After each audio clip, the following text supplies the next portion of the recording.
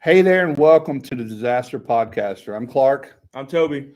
Hey, welcome to a great episode today. We're going to do something a little different. We're actually interviewing a group, and we're streaming live. This will turn into our podcast, so you'll be able to watch it on YouTube or on audio, whichever you prefer. But I'm really excited about putting together today's session. We were trying to put this together back in March, but it's just been a busy year for our guest today. And if you've probably guessed who it was, it's going to be our friends from Reets. Just wanted to start out and say today we're just going to talk about Reets Drying Academy, Reets TV, and just the entire campus that they have. It's a very, very well-rounded education place. But I think what sets them apart is they really care, but they have a lot of fun. And that usually resembles something like, you're having fun, you probably love what you do, and therefore you're going to do that very, very well. So I'm really excited to showcase some of that today. If anybody's watching, feel free to make some comments. Let us know if you've been to Reets, you love them. I've got almost everybody here from the Reets Academy. I'm really excited about it today, and we'll be right back and introduce everybody.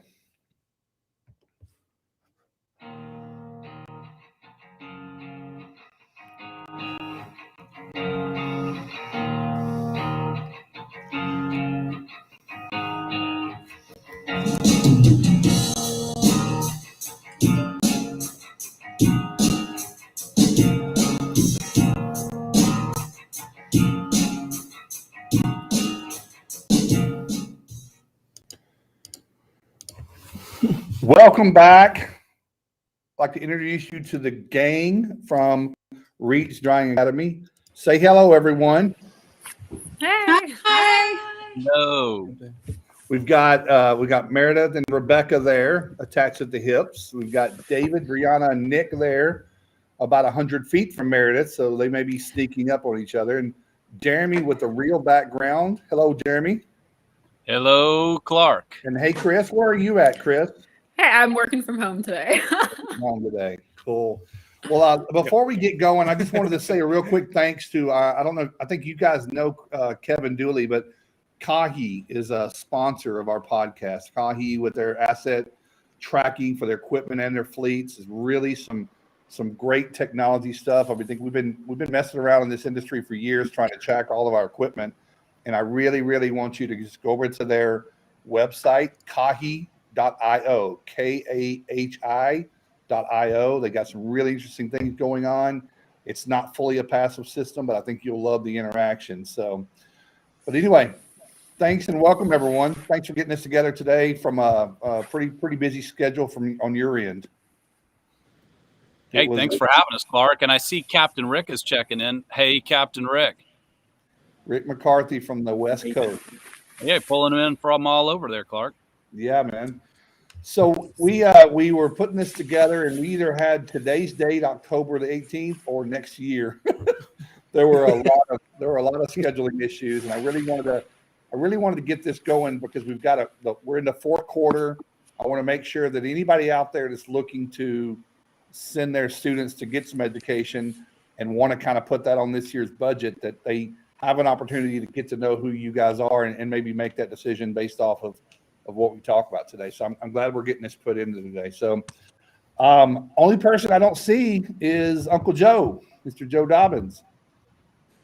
He's teaching today, right? Teaching.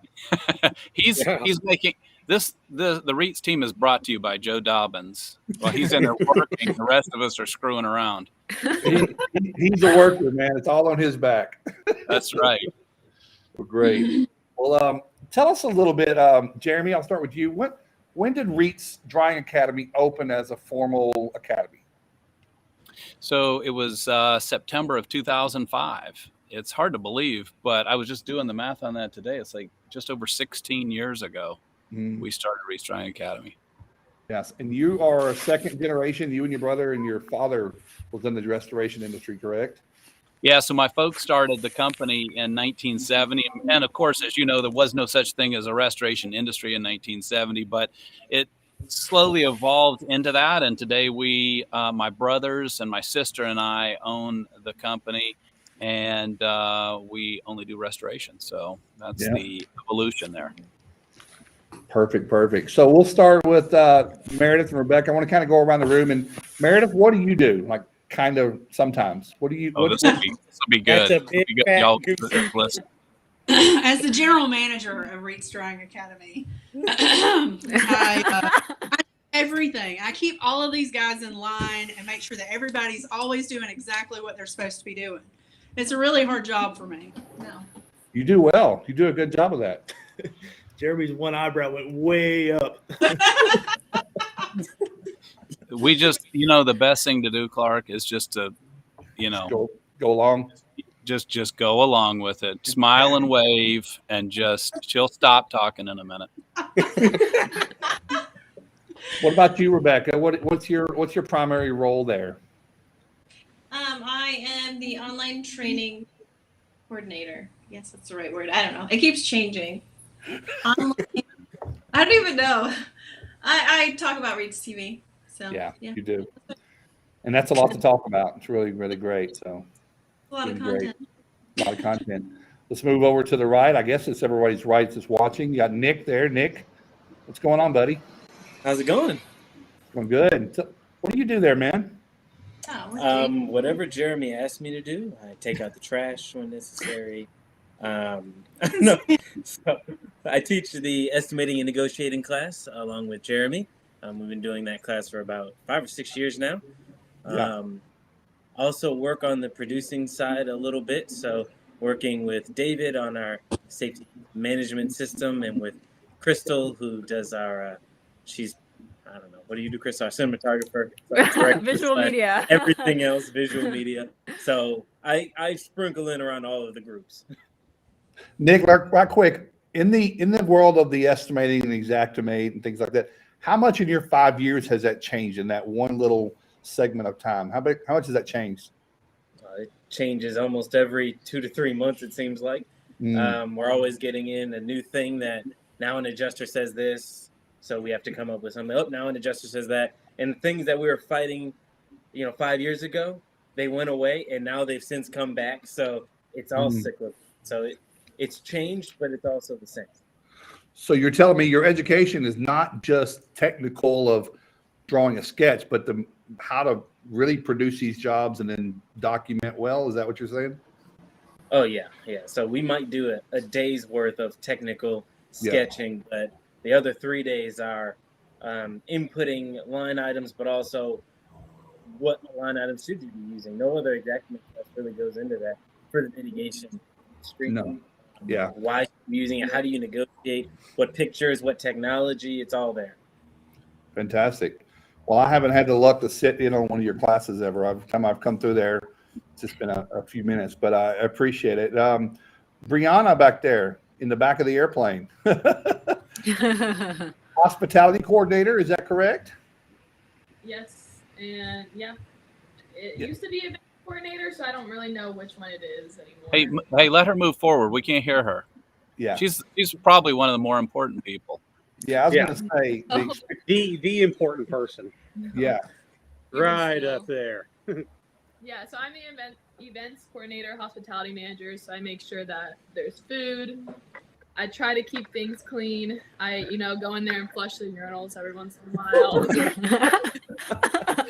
So, which can be disconcerting. I'm just going to be honest with you. As long as she wears the right PPE, it's okay. Yeah, exactly. Wear the right PPE to flush the PE. The right PPE to flush the cat too. So I tell you, Brianna, I think that's a very, I think all joking aside, that's very, very important, because the old saying is nobody will remember exactly what you teach, but they'll remember how you made them feel. So I know personally, Toby and I both were through there not long ago. There's always ample of everything, all the way from the communication to what's going on, and to, like you said, the food, the drink, a little bit for everybody. And I can tell you it really, really comes across and shows up in those classes. So thanks for what you do over there. All right, I guess it's time for Mr. Hodge. David? Oh, hey. Tell us in the short version of what you do there. I am Brianna's assistant. If she misses a urinal, I come in behind And her. get the other one. Eating flesh. No, I just teach a bunch of classes here, several different IICRC courses. I help Joe when he's doing a combo class. Somebody's in trouble. Cops coming after you, Clark. Is that us? Okay, Jeremy. Yeah. Dude, This happens pretty much every day, so it's not a big deal. This is what it's like to be live, y'all. This is it. what do you got growing in the background, Jeremy, that we need to know about? I can't hear you, David. What did you say? Anywho, I teach several different classes here, and I help Joe when he does the combo.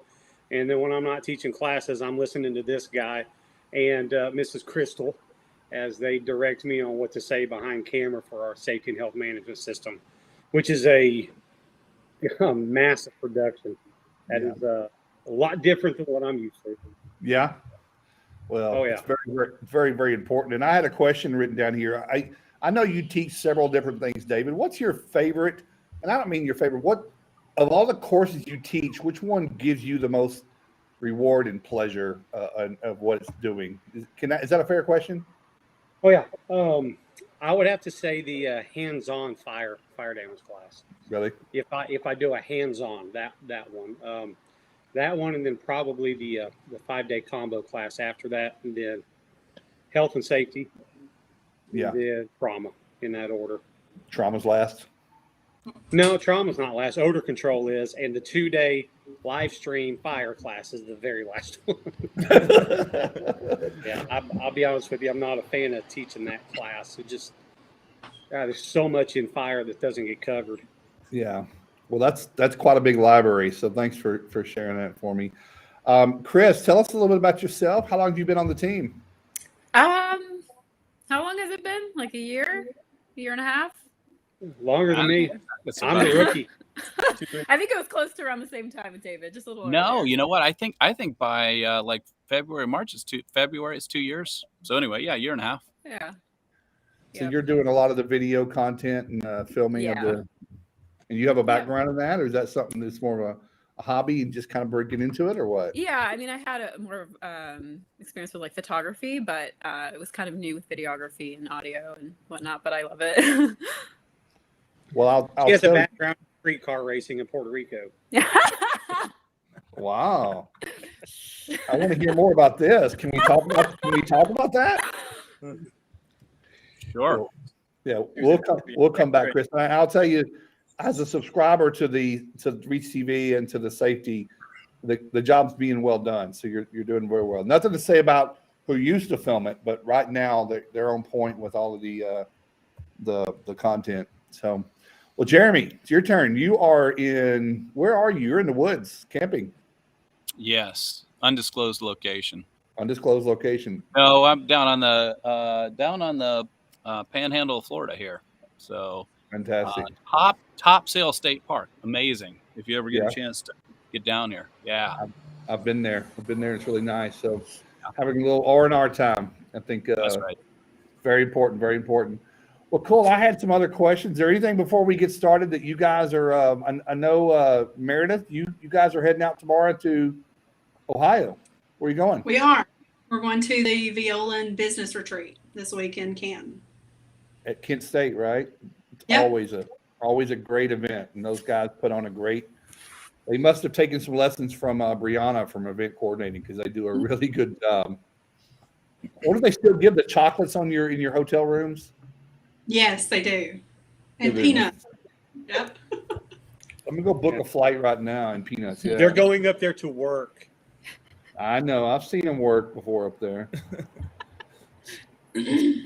So Rebecca, tell us a little bit. Reets TV. I mean, this is kind of not really a promo, but I want it to be. I want people to know how important it is and how it can support their training efforts. Can you give us a elevator talk about what Reets TV is and how it applies to restorers or contractors?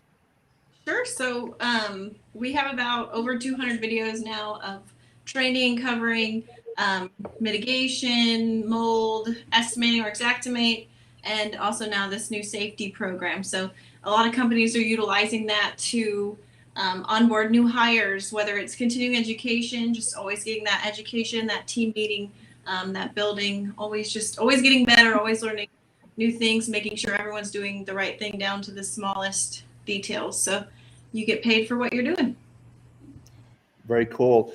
I had written down a question here because I have a client or two that use Reets, and some of them have some pretty interesting ways. I was going to ask you, have you come across, like, from stories and feedback, some really interesting ways that a company is implementing Reets into their quarterly or weekly or daily business? Have you heard of anything stick out to you in a really cool way?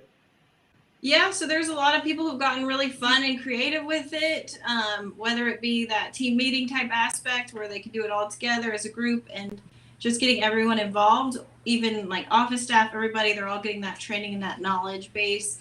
But we also have customers who have their guys go through specific parts of the training, and if they complete those, they get to spin a prize wheel. They'll get specific things like, even like $10 to Chick-fil-A, something that makes you motivated to want to get some, more knowledge and information. So there's some really cool ways people are doing it, as well as just earning that right to get sent to certification. So it's a great way to get that baseline of knowledge and information in before coming, so you can kind of dig deeper as you come in.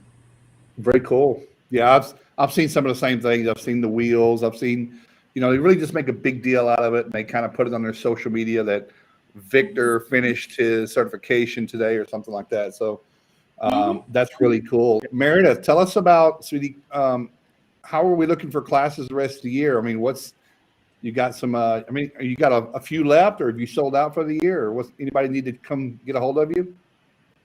We are slowing down for our live stream classes because we're trying to get David filming and writing scripts. So we're slowing down just a tad on that. So we're sticking Jeremy on most of our WRTs for the next couple of weeks, or for the next couple of months, other than the one we have at the end of the month. I did give him that. I gave him a few days off so he wouldn't have to teach 2 classes at one time. He'll thank me for that later. Can you teach that from Florida?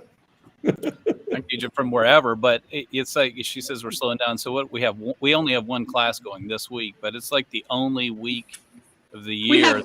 We actually have 4 classes next week going at one time. So, but after that, I might let you guys slow down just a little bit. It's going to slow it down to 2 to 3 classes. We'll go to 2 to 3 instead of 4. Well, that brings up a good question, Meredith. Have you seen this shift of as the world is kind of opening back up and people are more comfortable for in person? Have you seen a lot more of less virtual, more in person? Yes, definitely. Yeah. I think people are ready to get back out there and get back to normal life as much as possible. It's still, the live stream is still an awesome tool for people that don't want to travel that far, or they're bringing in new guys and want to get them trained. So the live stream is still really an awesome tool, but it doesn't. Sure. It can't possibly take the place of what we do here in a hands-on setting. No, I think there's something to be said for both, but certainly live is when you interact with other people and you get a lot more questions, and Joe is so much better live than anything else. So cool. Hey, David, I know you have a background in some of the fire service and stuff, and tell me a little bit about what brought you here to the segment that you're in now, from being in the fire service to now being in restoration. Oh, well, I was actually in cleaning and restoration long before I was a firefighter. Okay.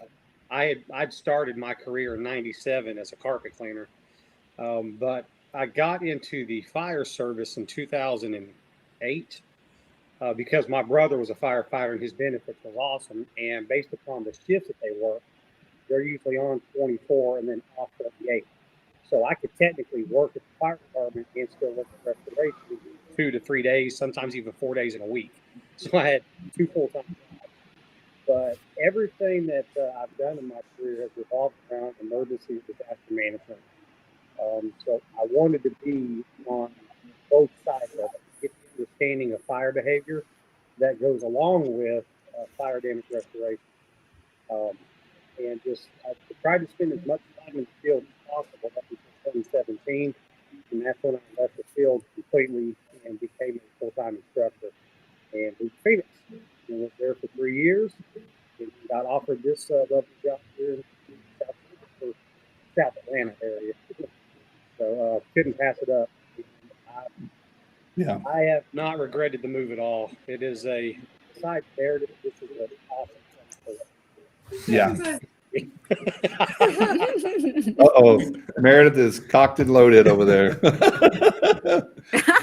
Cool. Hey, I want to take just a minute. We've got probably about 20 people watching. Is there anybody watching so far in the first 10, 12, 15 minutes that might have any questions for the Reets posse?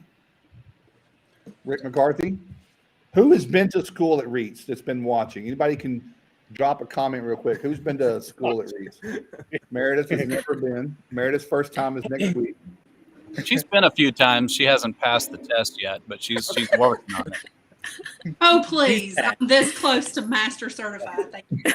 Jeremy has spent more money on retest fees than anybody I've ever met. I haven't drank any whiskey or any tequila or anything. Like, I can't. I need at least something. There's Tammy Howell, Bob Timmel and his crew. I was talking to Bob Timmel this morning. Welcome up. Yeah, we talked about the Buffalo Bills. I would like to put in, since we have this special moment in time, I think it's a very special moment in time because it will be different next week, most likely. I am used to all of my sports teams always losing. Georgia Bulldogs. Go Dogs. Nation, go Dogs. Atlanta Braves, two awesome games last night. Being a great game the night before, also 2 walk-offs. And the Buffalo Bills, which you probably weren't expecting, but the Buffalo Bills playing lights out. Now, this is a recorded program, so you watch this. We realize that the Braves lost to the Dodgers, but let us have our day. And we understand that Georgia lost to Florida, and so knocked us out. But let's have our day. Let's have our day. Okay? It's not going to happen. And the Buffalo Bills lost in the Super Bowl. We got it. But for the moment, let us have our moment, please. I'm gonna have my moment. The Cardinals are number 1 in the NFL. We will cut this segment, and it will forever last on the interwebs. It'll be great. Yeah, we saw a Go Cowboys. Cowboys must have won last night. I didn't catch the game. Apparently. Yeah. And I don't know. Did the Steelers win? Does anybody know that's early up with doing fantasy football? Did the Steelers win? I don't know, but I'm sure that the Cowboys appreciated Chris saying that because they do need some guidance there. So having the direction to go, that's going to be helpful. Yeah, I'm sorry, our camera messed up over here. We're fixing it. Oh, that fell flat, Clark. Come on, man. Yeah, that fell flat. We failed. They did. Chris said they did. You're right, man. So we all have to celebrate. Everybody wins sometime, right? Everybody wins eventually. Yeah. But we have Tammy Howell says she's been to Reets. Tammy is the operations manager for War and Restoration in Asheville, North Carolina. So thank you for fixing the camera. We'll figure out why our camera probably timed out. So, but anyway, well, let's keep moving along. Meredith, what's your favorite thing? What's your favorite part of working there? Can you be? Don't say. Well, go ahead. Say what you want to say. I'm not going to tell you what not to say. What's your favorite part about working there? I can be serious. I know. The best part is the culture. The culture. Oh, Rebecca. Rebecca's the best part. The second best part is the culture. Like, we're just, we're not just co-workers and we're not just employees. We're all just this big family, and we don't just say it. We live it and we mean it. So I think it's just what makes it work. So it's like, we really do treat each other like brother and sister, and that's why we aggravate each other so totally all the time. I was going to say, including shooting each other with Nerf guns. It's the Nerf guns. That's the best thing about it, the Nerf guns. We love you too, Melinda. Yeah. Yes. When you're frustrated, I think those watching and those that attend can take. I mean, culture is a big deal now, and it's something that it's really hard. I've always said, we've talked about it in several summits and had speakers. It's real hard to measure. It's real hard to quantify, but when you have it, you know, and when you see it, you recognize it. And I think we get caught up in, you know, like Nick was saying, we get caught up in the fighting for our money and you know, all the different issues, you know, the broken furniture or a wrecked car, but it's all just part of it. And that's all a fleeting moment. But I think that culture is just, especially now that it's really, really been difficult to find staff, is you got to love them, the ones you've got, man. You've got to just like figure out what makes them stay when it seems like the rest of the world wants to not work or whatever it might be. So thank you, Meredith. I think you do have a good culture. But what's funny is, as much playfulness as there is, you still put out great content and do a great job. It's not like it's all play, no work, and no results. So, Chris, what do you want to talk? Chris, what do you want to talk about? What kind of camera do you use, Chris? Depends on what we're filming. A lot of times we use a GH5S, but for these current projects we're doing with the SMS, we're using a Blackmagic 6K. So we get nice close-ups of David. Yeah. And then we have a Canon as well that we're using. Ooh. Meredith. This segment is for all the geeks. This is your only warning. I'm gonna walk back there in just a second. We shoot. Bring it. Bring it. Nobody's scared. Well, thanks, Chris. Lots of Snapchat filters. She puts a lot of makeup on it. I don't even use filters. You talk about David. Yeah. Oh, Chris yeah. David. Oh, yeah. David needs filters. Guilty conscience. How much makeup do you have to put on a redhead that much? I mean, what is that like? It's not the red, it's the white. It's both. It's both. They're like, dude, we can't even see your face. You blend in with the background. It looks like a candy. You should have seen Nick at the studio putting the what is it, the Just for Kent into David's beard last week. It was really funny. Well, and I think it's what Chris does is really pretty spectacular. What she had worked with David this last week. This is just a screenshot from the latest SMS course, and she's able to do quite a lot in post. Is that Benjamin Button? Is that Benjamin Button or Fight Club? Which one is that? Benjamin Button. Oh, that's David during the PPE section. He's talking about PPE right there. Yeah, that's my full face respirator. Well played. That's him. That's him at the ICRC Awards with the black tie. That's what he was saying. Oh God. And a mask.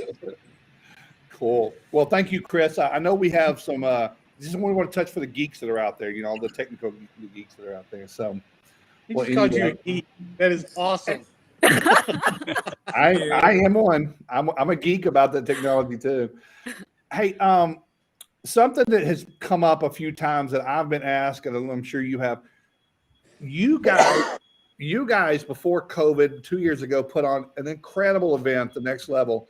Are you planning on trying to do that again next year? Oh man, absolutely. So the dates are not been announced, but they have been added to the calendar. Yes. Look at all them. Get off the camera. It was Clark knows how to ask the questions that get everybody fired up in this office. He's trying to be helpful, but I feel like Clark likes Meredith seeded the conversation with that question there. I did not pay Clark Brown to say that. It was a tremendous event. It was, Nick? It was a great event, and we loved it. It was a great event, and there may be another one. It's not that. It's a tremendous undertaking to put things on. It's just we don't want to put on 2022. August 2022. And I think you're right. Jeremy, you're right. They are a lot of work. I know that we at AIR, we put up summits, and we have Christine Timmel that does a lot of that. But there's just so many moving parts, a lot of little things that nobody will ever see that just make it so much better. But everything has to really come. And then there's always end up being a bunch of mistakes, but people just don't see them. But you miss them, and you knew they happened. But They are a lot, especially when we do ours elsewhere across the country, Colorado or Oregon or something like that. So maybe it would be easier if it was in our backyard. But well, I do for one, trouble or no trouble, I hope that you guys bring it back, because I really think it's a good opportunity for a lot of restorers to go to something different that they don't usually get to go to. So, but we'll cut this out of the later segment if you want to. I'm loving this so much. You have no idea, Clark. Clark? Wow. All right. You just shifted our culture, dude. I think Clark just leapfrogged over Rebecca there from to first place as to why Meredith likes working here. It's Clark Brown. Oh no. I don't know. I mean, he might have moved up there a lot, but I mean, this is Rebecca. It moves a lot though. So by 2 o'clock, 3 o'clock, it'll be somebody different. So I'm a handler. No. So once I start saying no, She's always my favorite. Second and third place move quite often. yeah. Very cool. Did you have any questions so far? No, just Meredith and Rebecca, y'all need to watch out. Somebody just went off the screen. oh no. We have the door locked. The way to mess up his I locked flow, the door man. just for that reason. Well, he's no longer on Team David, is he? So Nick, tell us what's up with you. Are you gonna start? Is there some new classes that you're bringing aboard, or is just you're gonna stay in that lane and then the filming and the production? Whatever Jeremy asked me to do. So We have some things in the pipeline. We do. Okay. Nothing we can release here today, right? Jeremy, are you releasing something today? Yeah, Jeremy. Well, here's the reason why it has nothing to do with anything other than these things, that new courses, new productions are a massive commitment, and so we know what we want to put together. We've got some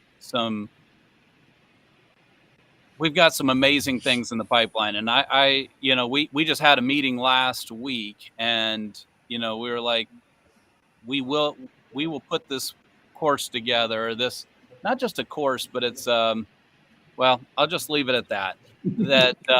Because we believe that we have the ability to provide a systemization of some of the things that we do that could potentially change the way we work as an industry in certain aspects of it. And I know that's a big thing to do, but that's why, if we're going to do it, we're going to do it right. And so it takes time. I think a lot of times people go, oh, an online course, it should take, you probably just pull out the camera and, film it and then sell it. It could take a year and a half to put together an online course, and it's just a tremendous undertaking. So that's the only reason why I say I'm just a little hesitant to say what's next, because I want to get it done before we say, or at least underway. I'll say this. Go ahead. I'll go say this. Toby and I just produced and put out a mini course. It's almost like a workshop. It's just a real small piece. And you're right. There's so much that goes to it, the reworking.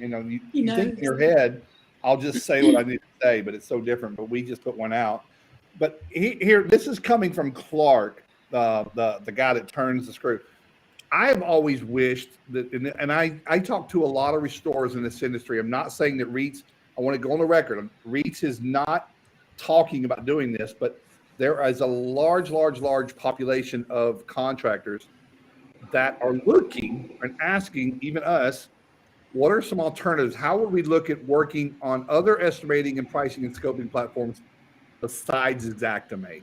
Now, the Xactimate is a great platform. Some people are just have at the point where they like to see what alternatives are. And it goes to what you said, Jeremy. I think if we aren't looking to the future, we're living in the past. We have to pay attention to what the curve and what's next and around the corner and be visionary. So I know that I would love to see more ideas around line item pricing or T&M or lump sum or whatever they may be. But that requires a lot more than just a piece of software. It's knowing your numbers, knowing how to change everything like that. So Nick, I'm not putting you on the spot. Is that something you live in the Xactimate world, but do you hear that question sometimes? Can you answer that? So as an Xactimate certified trainer, Xactimate is great. I have to say that. Yeah. It is. It's something that we've discussed. Certainly, we called our Estimate Pro series, our online series, Estimating Pro for a reason. Because it's not supposed to be Xactimate. It was supposed to grow on from that. So Xactimate, yes, we started with that because it's a lot of people using, but we wanted to keep adding pieces onto it. But it's all about time and making sure that what we're putting out is awesome. And so the next thing we want to do is safety. We have one after that, and we probably have another one after that. But when we get the time to add on to that online piece, doing other softwares, it's absolutely hard. Now, when it will happen, that's a different story. But your audio is not good, by the way. Yeah, your audio is on the something's blowing on the microphone or something. I don't know. Yeah, and I want to go on the record like you, Nick. I want to go on the record. I'm not beating up Xactimate, and I really believe that Xactimate is. You've got to know how to use it. You've got to know what its limitations are and what its capabilities are, and that is an area where you could spend more and more years on it. Josh Winton, you guys know Josh. Josh said Magic Plan with the funny face. I don't know if that's supposed to be part of their trademark or not, but that's a crazy face because it's Josh. It's Josh. Anybody that knows Josh will get it. Yeah, good to hear from you, Josh. He's doing some really cool stuff with Magic Plan. I've seen his workflow. It's really the next level on some of what he's doing. So, what were you saying, David? Well, Clark, what I was going to say before David talks. I'm not saying nothing. I was. Yes. What I had to say was, I try to encourage restorers. Yeah, is it tough to estimate? Maybe. Is it tough to get paid? That's what we're really concerned about. Is how do we get paid for the job that we know needs to be done? Mm-hmm. What we want to do is help people to have confidence that they can get paid for the job that they should be doing, and they should not be trying to do the job they think they're going to get paid for. In other words, don't change your program of estimating to or your way of doing work rather. We lost Clark. I guess he didn't like what I was saying. But anyway, I'm going to assume we're still rolling because I was rolling. So anyway, yeah, that's it. Yeah. Now that we're in charge, what will happen? This is a Reets podcast. We're here. Taking over. It comes back. Chris, you can. What way to shut Jerry up when you don't want to hear it, Clark? No, he didn't shut me up. I talked him right. I talked him right to sleep. But it's learning how to do what you do. I mean, I think people sometimes want to focus on somebody else being the problem, and they're not focusing enough on their own adjusting what they can control. So instead of complaining about what we can't control, let's work on what we can, and that's us and our company and our system. So I find that our restoration company it's not so much about the program we're using as it is about the system that we follow from the beginning of the project all the way through to the end to make sure that we get paid. And we have great success with it. Do we have pushback? Of course. If you're not getting pushback, you're not doing it right. But at the same time, if you can't get paid, you're doing it wrong. So finding that and having the confidence to know what direction to go, understanding proper technique for not just estimating, but really the negotiating side of it. And if you can understand that, I don't care what program we're working with, we can make it work. Yeah. Thank you, Josh. I knew we were on the same page. No, I think you are. You're onto something, and I think we do have a focus issue. Jeremy for president, 2024. Got it. That's great. Yeah. Jeremy's not gonna. That's not gonna happen. But I appreciate the sentiment. Yeah. Well, cool. Well, I agree with you, and of course that always elicits a lot of people bring their own narrative into that. But I just agree with you. I totally agree with you that we focus on the micro ignore the culture, the process. I mean, you know, people don't have a process for what they do they just take every job as its own independent living thing and react to it instead of proactively. So I'm agreeing with you. All right. So since I have the floor, thanks, Clark. I appreciate it. President has the floor. I want to hit on something here that maybe, because I want to give people something they can take away. And I appreciate you giving us some time there to talk about Reets Drying Academy. But, you know, when it comes down to it in today's market, a lot of people are like, what does it take to be successful? And I'd love to hear your thoughts on this too, Clark. But I think the number one thing that you got to figure out, and this sounds like way oversimplified, you got to figure out what you can do simply and profitably. It's very easy for us to get things complicated because we think, ooh, if it's more complicated, it'll be better. And the more I do, the better off I'll be. No, I don't know somebody's got COVID in there, I guess. But anyway, but keep it simple. Just froze. There they are. Keep it simple. Get your system together, like Chris Peter said, and stick with what you do. We can't do everything. We cannot do everything. We've got to figure out what we do well. It has to be profitable and do it. All right, so that's number one. Number two, create a great culture in your organization, because I hear people say, oh, I can never find anybody to work. Well, probably that's because nobody wants to work where you at your company. If you have a great organization and a great culture, you won't have a hard time finding people. I'm not saying that it's people are knocking your door down to get in, but when we need to find good people, we're able to find them and we're able to attract them. We're able to keep them. And a lot of that is everybody else is going to feel worse about it. So start there.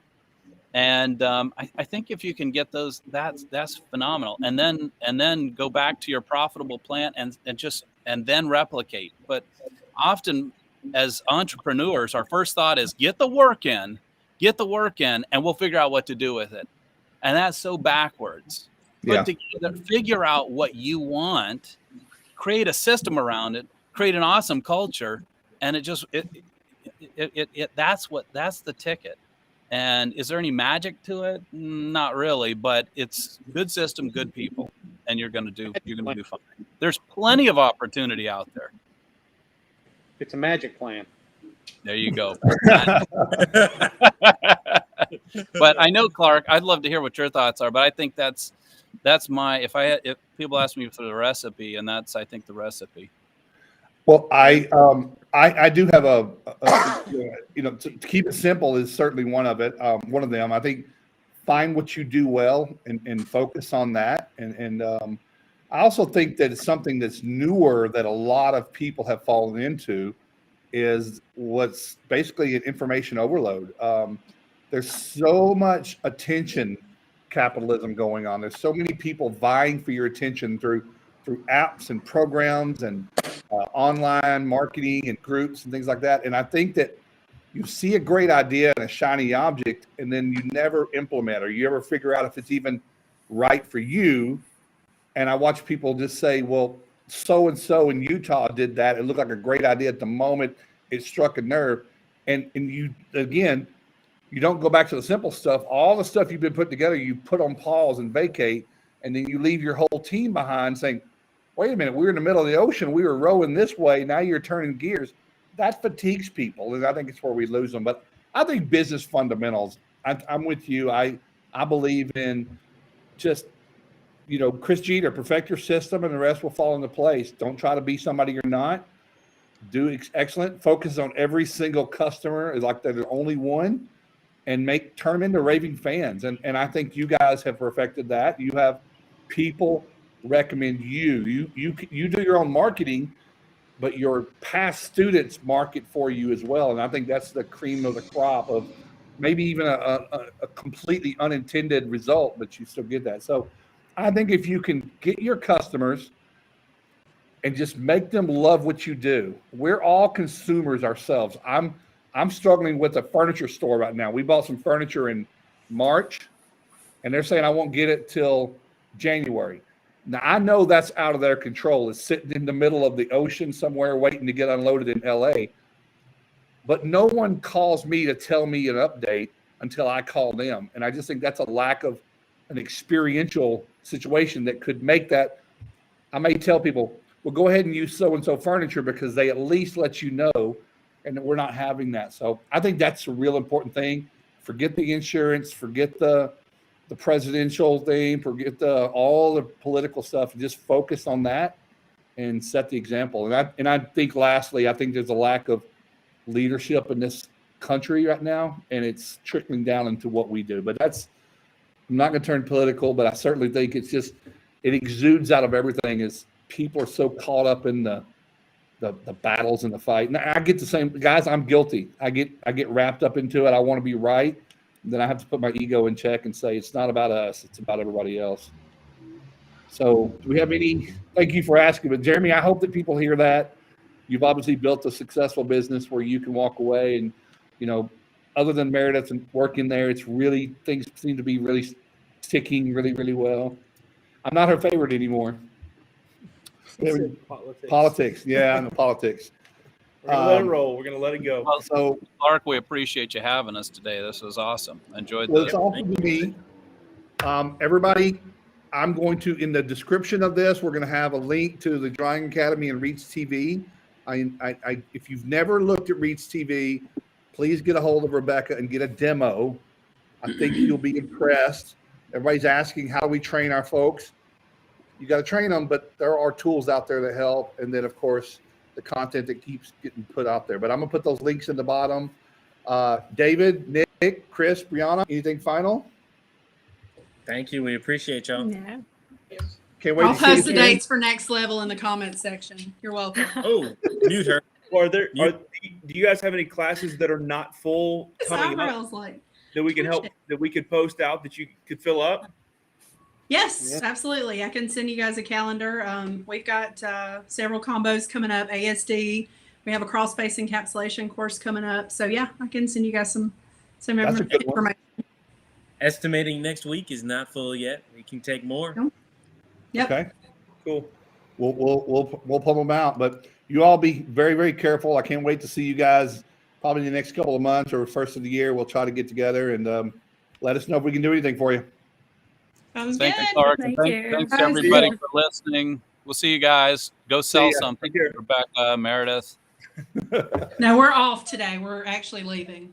Safe Car's travel. not looking real good either.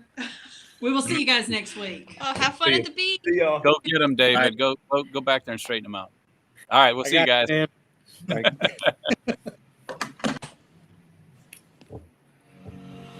How do we exit out of here?